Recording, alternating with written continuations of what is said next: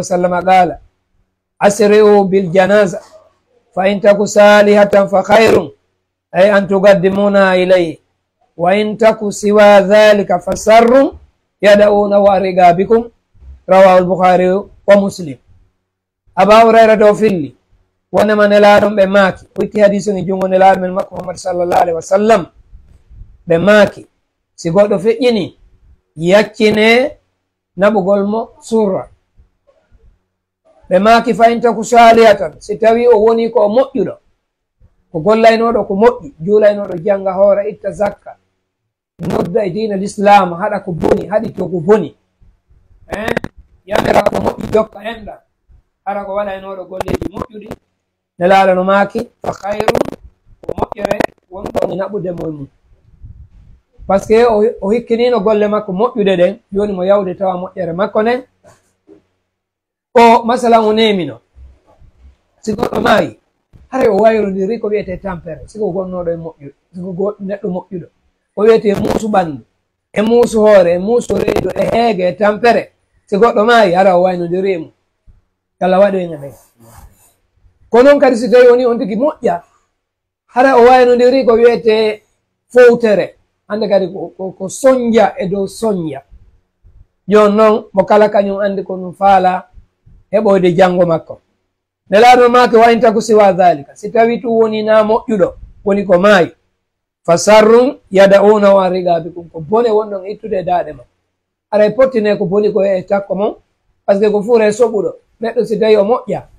fuure on kadi haray no soɓi aray ko imam boukhari e muslim filli hadise o ɗum noon haray ko wakkilagol mouradu moƴƴoru tinno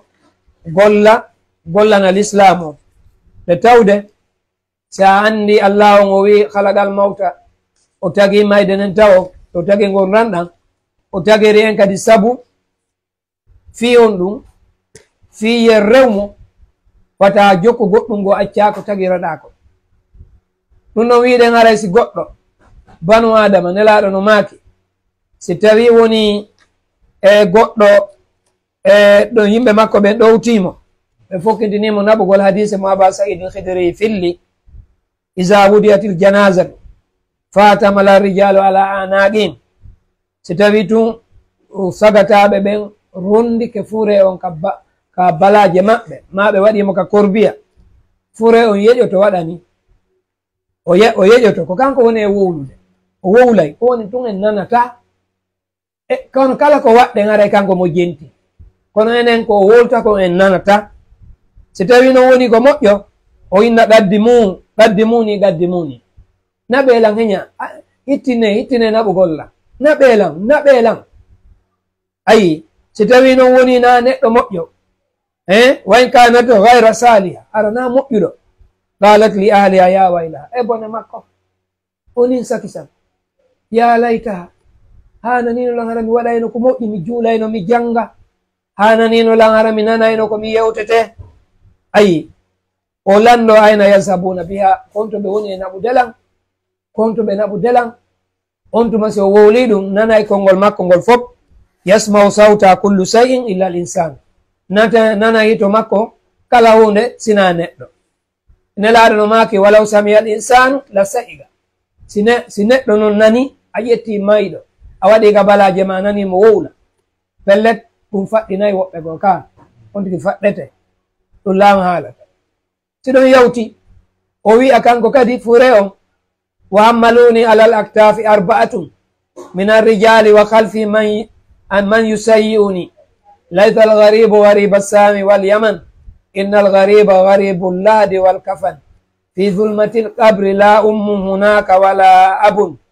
wala safigun wala akhun yu'nisuni wa anziluni ala gabri ala mahalin وقدموا واحدا منهم يلحدني فقام أي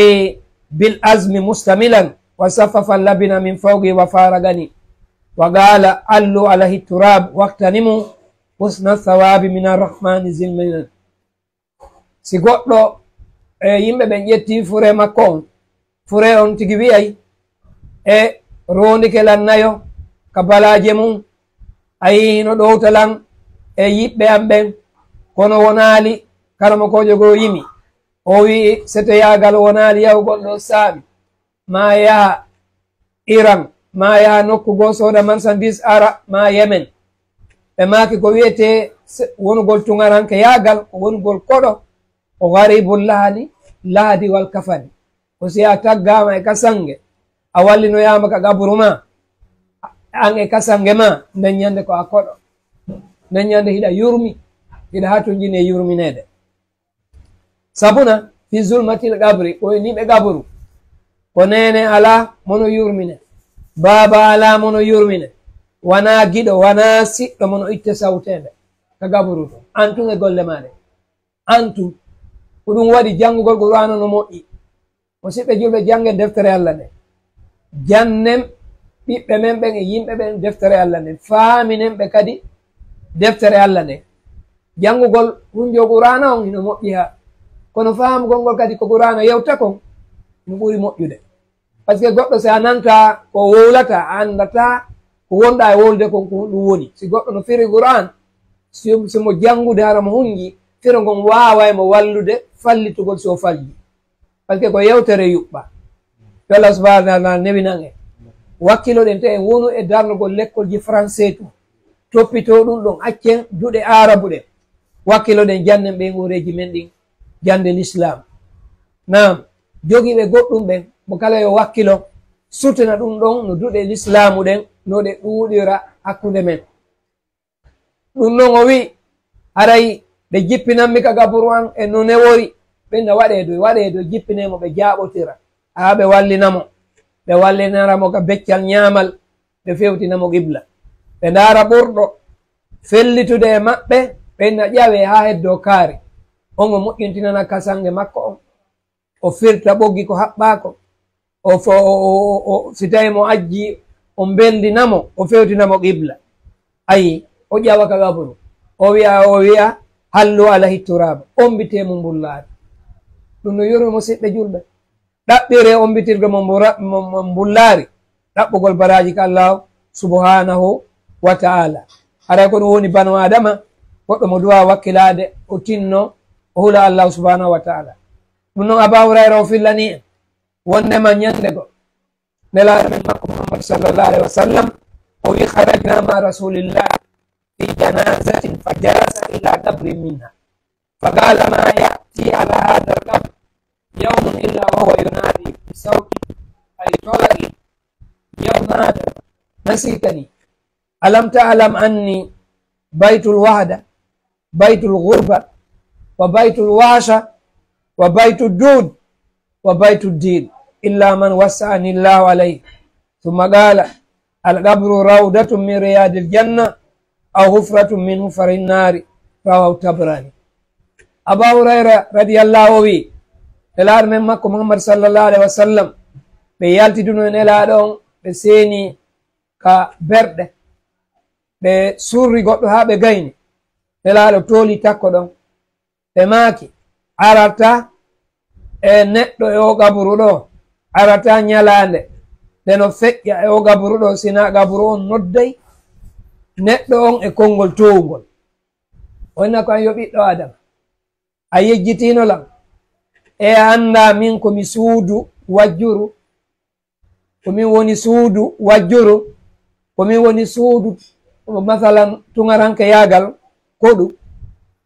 komin woni suudu sawtende komin woni suudu gilɗi komin woni suudu ɓittundu andi ten ko wallinten goɗɗo yona hay cuɓal ko ɗo wallinten mo heddi ko ombiten jaare ko ɗum ɗo ko ɗo wallinte kono musidɓe julɓe tedduɓe si tawi goɗɗo surrama wondude faarugol o gabru nelaɗo ɓe maake si tawi on tigi ko moƴƴanaɗo malaika ɓen ara e landoma kombo woni jooma ma kombo woni nelaɗo ma kombo jokkunoɗa ayi ɓe lando kono woni diina ma kombo jaabinayma ko Allah subhanahu wa ta'ala jaaba wongol kaka kammo iwata ko ɗum Allah wi yuthabbitu llahu alladina amanu bil qawli thabiti fil hayati dunia wa fil akhira Allah no tabintinana ɓe yimɓe gonɗinɓe golluɓe ko moƴƴi konngol tabitugol ka aduna ɗo e ka lahira wa yudillu llahu zalimin imo majjina jaabawol ngol toñoɓɓe. ɗum noon si malaikaɓe ɓe ari ɗo on tigi gayne surrede ara ɓe ari ɓe darike noru wondu leyleru ndu ara ndu jenti ko malaikaɓe segata leydi ara landagol mo ndu wondu dow hindu jenti batte teppe yiɓɓe makko ɓen ko ɓe hotta ko malaikaɓe ara ɓe imminamo ɓe joƴƴinamo ɓe joƴƴinimo ɓe landomo ɗe lande si tawi ɓe landike mo si tawi ko moƴƴanaɗo Allah subhanahu wa ta'ala jaabawol ngol ko kammu dow iwata inna oɗo farisu ilal janna wernemo ka aljanna si tawi ko moƴƴanaɗo ɓe yanyanamo gabron sengo ñaama haa ka yitere hatti funnage kadi ka zalika ka nano kadi ka zalika ɓaawo ka zalika ɗo e faaɗude Allah yaajinanamo haray mo e yaajende himo e newende ɓe dalasanmo gabru makko ɓe udditanamo finétere ka yiite ɓe nayi to sa gollano ko moƴƴi ko to yahenda kono ɓa golli ko moƴƴi ɓe ferma finétere yiite ngen ɓe udditanamo finétere ka aljanna ɓenna joni ko ɗo ndaaru ɗo aɗa mar ɗum télévision ko ndaara eɗa reeni aljanna on ɗa reeni hurul ayni koni figide toon ino habbima an julɗo aɗa ko wakkilagol tinna hula Allah subhanahu wa taala si tawi no on tigi woni na neɗɗo moƴƴuɗo si malaika ɓen ari inni man rabbuka waɗa la adiri kombo woni jooma waɗa mi anda ɓenna janngano heɗotano ko o inna ana aqulu ma yaquluna miɗo wiyayno ko yimɓe ɓe wiyata ko hara ɓe jogii ɓolde janni si ɓe tappimo ka hoore ɗo o mutta e metere capanɗe jeɗɗi ka leydi o haaca so haaci haacango kala ko wiyete mummonte nayi e baali e kulle fof nanayi sina neɗɗo nelano maake si neɗɗo nanino ko yimɓe ɓen wona e lettede kon ɓe faɗɗeteno ko ɗum waɗi a yeyi ɗo min tigi miɗo manditi fano wonno paykum woɓɓe surrano ɓe surrama woni ha jemma min yii wano nayi ɗin ino huuna ɗi fof ɗi huuni ɗi yehi ka berɗe ɗi ari ka sera gaburu ɗi faala irtude gaburu ɗi waɗa galaɗi ɗin ɗi faala irtude gaburu ɗum ɗo koko konngol ko ɗi nani ɗon tigi wona e lettede ko haray hulen Allah subhanahu wa ta'ala anden Allah subhanahu wa ta'ala himo yiɗi yiɗuɓe mo ɓen wonen yiɗuɓe Allah siɗa yiɗi Allah jokka e dina makko kam ɗum noon haray gaburon wi'a min komi suudu ɓittiñi sina on mo Allah subhanahu wa ta'ala yanñen ɓe nelaɗo ɓe maake algabru ko wiyete gabru ko weendu jeyandu e beeli aljanna ɓe maake kadi ko wiyete gabru si tawi ko neɗɗo mo wona julɗo haray ko gayka jeyaka e gayɗe yiite ko gabruji ɗin ko suwa ko weendu woni ɗo ma ko gayka yiite woni ɗo iɗen toro Allah subhanahu wa ta'ala yo Allah hawrindin en gollugol ko yiɗe ko wela yo Allah yaafo bakkatuji men ɗi ɓe siɓɓe men wonɓe e toppitanade sakitangol en o da'awa islamiya eɗen toro Allah yo Allah mawnin paraji maɓɓe ɗi kamɓe kadi yo Allah ɓantu fii maɓɓe wono ɓe woniri e ɓantirde fii karamokoɓe wonɓe yettinde ɓen kamɓe kadi yo Allah ɓantu fii maɓɓe wannaɓe ko ɓe woni gollude ɗo ko ka présidental maɓɓe moƴƴal innahu jawadu karim aray ko siɗɗo mo goto ɓeteɗo Mahamoud Ba daltari kali lamban ko ɗon woni village amen on aray fewno miɗo Côte d'Ivoire ɓe wi noon ajame semisel inchallah aray wassalamu aleykum wa rahmatullahi wa barakatuh. Wa aleykum salam wa rahmatullahi wa barakatuh. Enen ɓesare no weltani batte jonnude enen fof hiiɗo ɓe hakkila sellal moƴƴa men ko ɓayare haldude maɓɓe ɗumɓe tawi ɓe tabintini haldude ko haray ɓe weltanama moƴƴa ɓen tiri Allah subhanahu wa taala anda kay ɓeydanɓe cellal ngal amin haray sin noon feƴƴi enen musidɓe ɓen fof ɓen haani wattangol ilamo be ƴetta tan jooɗo tasko ɓay ko ɓe yewten ɗo koko yewtere himmude mo be tasko ndaara konnumin mi ardinani hoore am hannde so maayi konnumi tawoyta ɓoti ƴettana ɗum noon tan ɓayɗen anndi hay commerçant ɓen ko ɓe gayni gollu ma ɓe ɓe cippike ko golle ɓe calcule ɓe ndaara ko honno si ɓe heɓi ko honno ɓe yaltinima ɗum so tawi kay ɓe heɓali ɓe ndaara kay konno ɓe waɗa konno kay ɓe ɓurta kay ɓeytugol moƴƴa ko golle maɓɓe ɓe wakkilo haray ko ɗum enen kadi en haani wattugol illamo be jooɗo tasko ndaara inna min hannde ko si maayi ɗon ɓay gannda honɗum tuma maayete mayde ndarde e cenne ɗen fof hara julɗo kala no wawi wattugol hula iila ɗum ɗo tasko moƴƴa ndaara ko ni min mi ardone hoore mum ndaare mi jonna en ɗo misal si goɗɗo patron jo jonnimo ɗo ni magasin o innima ɗin golluɗo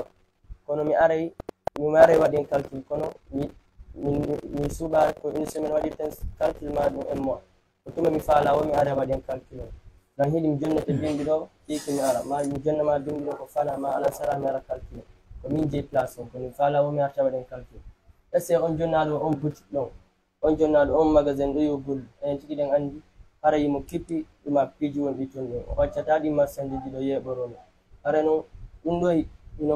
ko woni ko hakkude min Allah no yetti ɓuri ɗum ɗo hara julɓe ɓen fof mo beyi no hani wattangol ila moƴƴa teskon noon o toɓɓere jande ɗo yewti ɗo fimo hara eɗen tori Allah subhanahu wa taala yanen kadi yo Allah waɗen e nani jaɓi yo Allah waɗen ɓe o hiɗi o wela ya rabbal alamin haray sinno feƴƴi en jontaɓe micro on kamɓe ustade e wannen duwa haray hande darɗen ɗo inchallah assalamu aleykum wa rahmatullahi wa barakatuh aleykum salam wa rahmatullah haray en weltanike e oustage Mamadou Bowe ɗen toro Allah subhanahu wa taala yo Allah yoɓɓe ko ɓuri moƴƴude e joddi haray enen toro Allah yo Allah ɓantu fi l'islam o yo Allah ɓantu fi men allahuma isa l'islam wal muslimin ودمر الشرك والكافرين اللهم دمر أعداء الدين برحمتك يا أرحم الراحمين يا رب العالمين ربنا آتنا في الدنيا حسنة وفي الآخرة حسنة وقنا عذاب النار ربنا هب لنا من أزواجنا وذرياتنا قرة أعين واجعلنا للمتقين إماما ربنا إننا آمنا فاكتبنا مع الشاهدين برحمتك يا أرحم الراحمين يا رب العالمين اللهم صل على محمد وعلى ال محمد كما صليت على ابراهيم وعلى ال ابراهيم انك حميد مجيد وبارك على محمد وعلى ال محمد كما باركت على ابراهيم وعلى ال ابراهيم انك حميد مجيد سبحان ربك رب العزة عما يصفون وسلام على المرسلين والحمد لله رب العالمين السلام عليكم ورحمة الله. عليكم السلام ورحمة الله وبركاته.